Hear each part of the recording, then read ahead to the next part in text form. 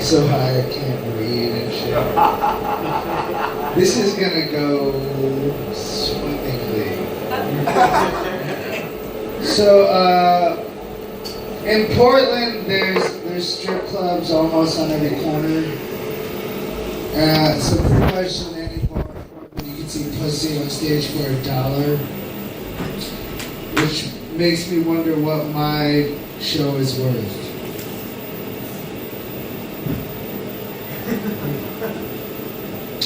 I think Nickelodeon is responsible for my bukkake fetish. You can't do that on television.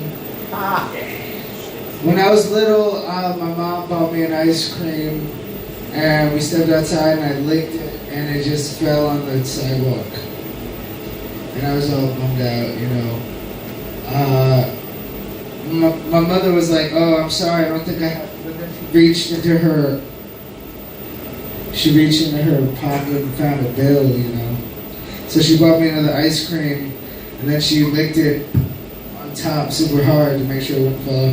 I think that's why I'm obsessed with deep throat porn. We love it. I was at this bar, and the bartender was talking to two ladies at the end of the bar, and it was like, "But old ladies don't know what bukkake is." And I had to interject. I was like, "No, old ladies know what bukkake means. They just remember it as Paris." I tell that joke to old women, and they think they die. Just a little death. You ever jerk your meat? Anyone ever you ever go into the woods and find a creature you like and just jerk your meat? No? Nobody does that. I hate it when dudes with small dicks design toilets. So I tried out some polyamory in Portland, and I was dating this nice wife lady, and she had like 4 or 3 or 5 kids or whatever. So I'm fisting her in her backyard at like 4 p.m.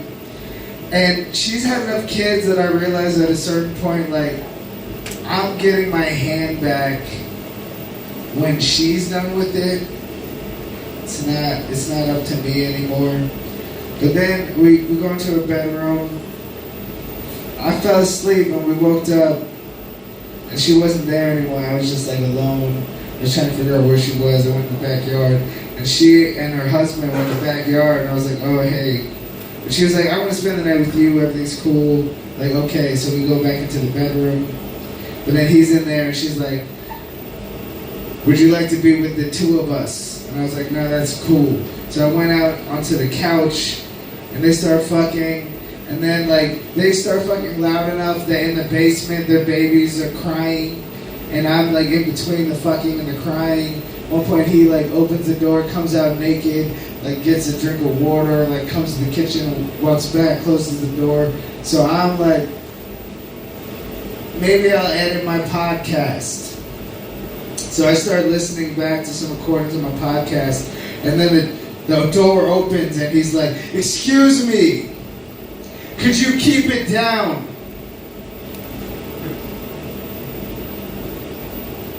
Polyamory is weird, guys. The baby stopped crying eventually. So I don't know why every time I order a hamburger, I have to teach like a mini logic lesson. Like I order a hamburger, like, could I get a hamburger with no mayonnaise? It's like 1 hamburger with special sauce, excuse me. What's in the special sauce? Like what ingredients? It's like, well, we got a guy in the back who just ejaculates into this special sauce. It's like, you should ask my permission before someone just comes in special sauce. Are there any other ingredients? Like, oh yes, mayonnaise, thank you.